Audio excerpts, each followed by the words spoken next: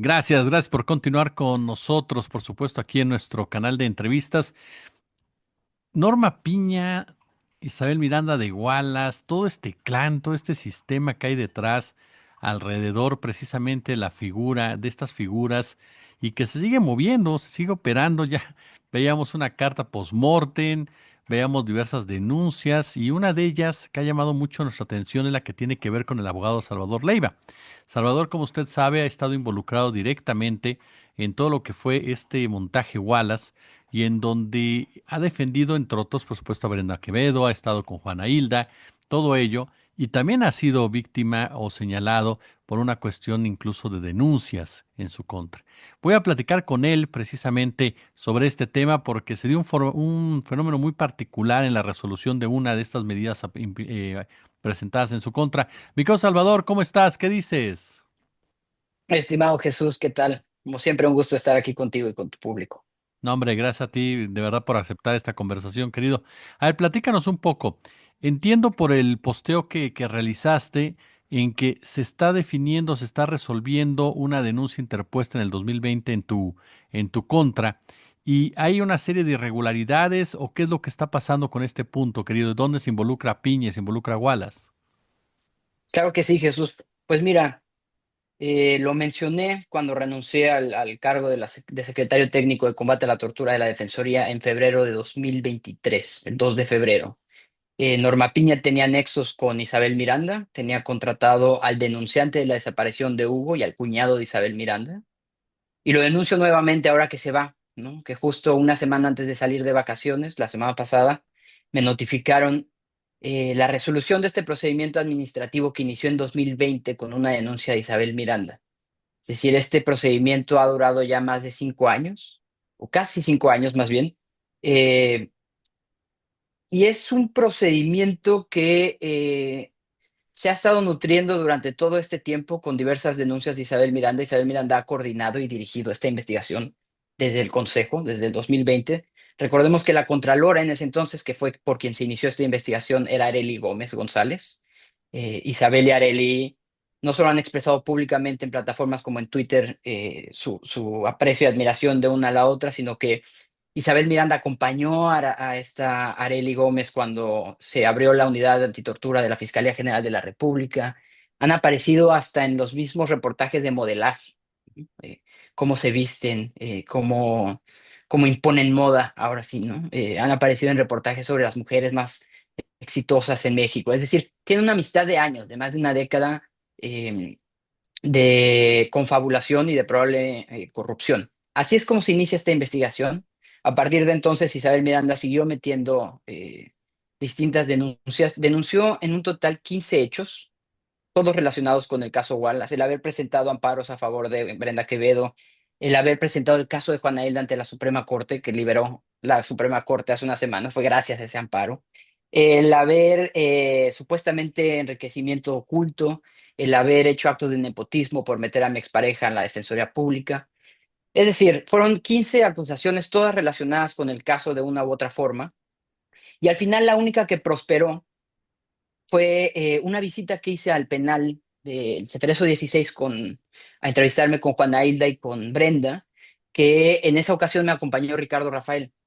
Eso fue a solicitud de Brenda Quevedo y de su madre, la señora Enriqueta, porque en ese entonces yo llevaba 6, 7 meses de estar en el instituto. Yo ya había entrevistado a Brenda y a Juana Hilda por separado en una ocasión y ellas me pidieron, querían hablar con Ricardo porque sabían que había un periodista que estaba investigando y tenía información.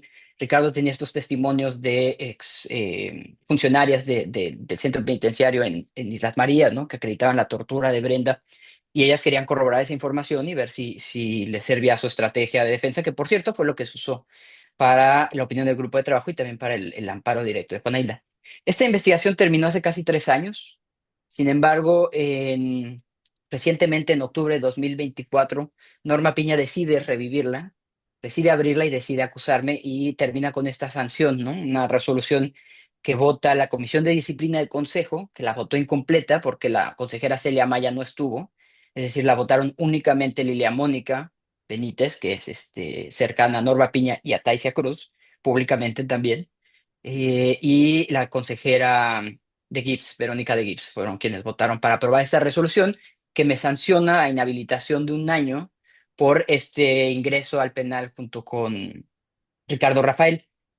Lo que dicen en resumen es que dejé mal el nombre del instituto y del Poder Judicial y que hay unas contradicciones ahí que no se entienden, porque en un principio la UJIRA es la Unidad General de Responsabilidades Administrativas, dijo que había generado un beneficio a un tercero, que este beneficio había sido Ricardo Rafael.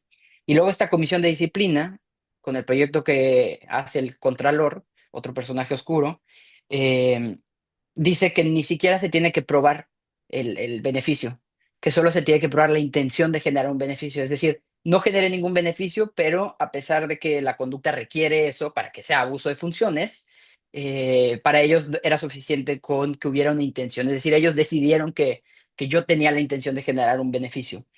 Eh, y concluyen diciendo que se manchó el trabajo del Poder Judicial y de la Defensoría.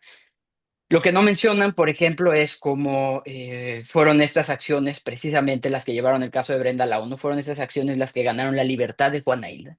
Entonces, pues contra esta resolución es un proceso que ha sido arbitrariamente parcial desde el principio, y digo parcial porque han habido 3 funcionarios que desde un principio han tenido participación, que han permitido a Isabel Miranda dirigir esta investigación de manera súper irregular, Jesús, que son, por supuesto, Norma Lucía Piña, la entonces Contralor Arely Gómez, pero también el ministro Arturo Saldívar, cuando estuvo como presidente del Consejo. Fue él quien amplió la investigación 3 veces, a pesar de no existir pruebas. Pidieron 22 informes a distintas autoridades. Me investigó hasta la Comisión Nacional de Valores, con el simple alegato de una denuncia anónima que recordarás que se publicó en redes y luego la hizo pública Isabel, que no era tan anónima porque la metieron en esta investigación. Me investigaron, bueno, por donde no te imaginas. Y lo curioso en contraste, déjame poner este ejemplo, yo presenté una denuncia ante el Consejo, digamos, el mismo procedimiento en enero de 2024 contra Taisia Cruz, Sofía de Robina y Grisel Giraldo. Entre otras cosas, por haber dejado indefensas a Juana Hilda y a Brenda en los amparos que presenté cuando era todavía funcionario, en contra de los espectaculares que puso Isabel Miranda. Aporté documentales y solicité se recabaran por lo menos 12 informes. Es decir, dije exactamente dónde estaban las pruebas, que yo no las podía obtener, pero que el Consejo las podía obtener.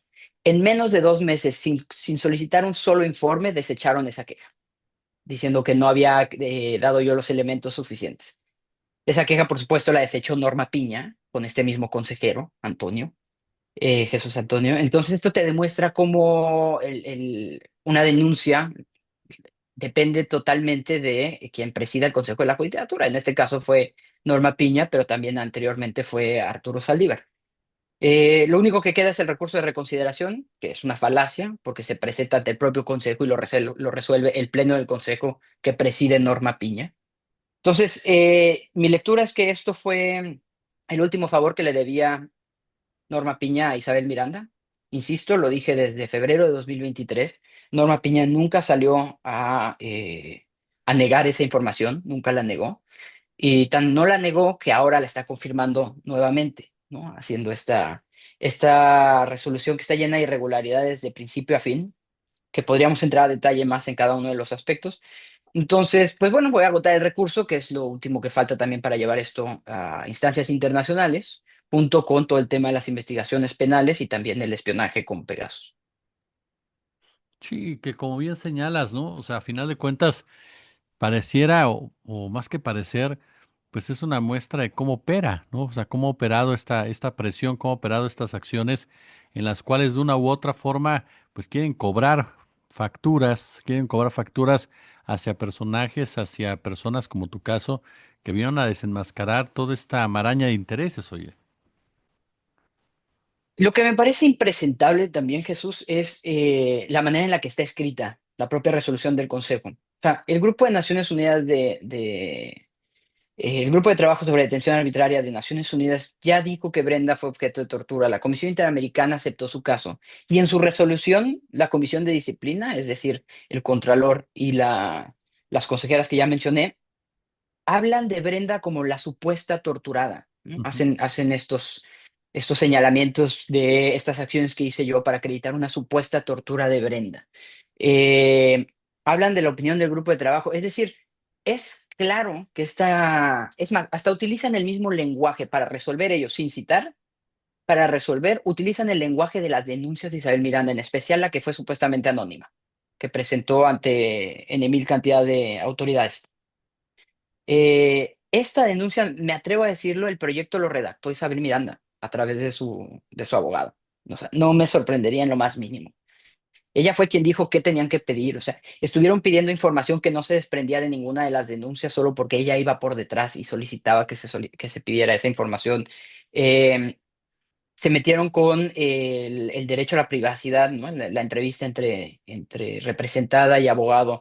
Se metieron conmigo, con mis cuentas personales, con mis cuentas financieras, que no tenían nada que ver, no había fundamentos para pedir ese tipo de información. Me investigaron como si fuera parte de un cártel. Eh, entonces, sí, por supuesto que ahora viene terminar con este proceso, pero después vendrán las demandas y lo que corresponda contra el Consejo de la Judicatura, ¿no? Oye, este Consejo de la Judicatura, querido Salvador, pues lejos de ser o de buscar para lo que fue creado, por lo que nos planteas, pues a final de cuentas era manejado o es manejado de una manera pues totalmente antiética. Sí, totalmente, Jesús. El Consejo de la Judicatura, particularmente las comisiones de disciplina, las comisiones de adscripciones, se utilizan para lo que quiera hacer la presidenta, para favores políticos, para favores internos, ¿no? Donde quiere estar un juez, una magistrada, que tienen digamos, sus plazas en Ciudad de México, en las ciudades de donde son, ¿no? Ahí tienes el ejemplo de Taisia Cruz, que hizo toda su carrera en la Ciudad de México por su cercanía con el PRI, y con Renato Sales, que también viene ligado con Norma Piña. Eh, Esta comisión de disciplina investiga lo que quiere y lo que no quiere, y aquí lo que queda completamente demostrado en esta resolución, y después, ya que termine el recurso de reconsideración, se los voy a compartir también para hacerlo público. Es como desde un principio esta fue una cacería. No sabían qué estaban buscando, no sabían este, qué investigar, y simplemente estuvieron tirando, digamos, caña por todos lados a ver qué ocurría, qué sacaban. De 15 acusaciones que me hicieron, solo lograron eh, sostener una. Y con argumentos inventándose el tipo, o sea, determinaron ellos qué era lo que qué es el abuso de funciones, cuando está determinado o debe estar determinado por ley. Ellos se inventaron cuáles son los elementos y cómo se acreditan. Ellos determinaron el tema de si se debe acreditar un elemento o solo la intención. Es decir, es un ejemplo perfecto de la arbitrariedad con la que funciona el Consejo de la Judicatura. Como dices, es un verdadero delirio en todos los sentidos. Oye, y esta palabra que mencionas, la corrupta Norma Piña, una persona que siempre se ha vanagloriado, afirmado que ella va por la ley, que ella ve por la ética, que ella ve por la verdadera congruencia, incluso todas estas acusaciones en contra de Arturo Saldívar, tú lo recuerdas bien que se presentaron y en donde como en alguna charla nos decías también, pues me metieron a mí, metieron a otras personas sin que tener absolutamente nada que ver.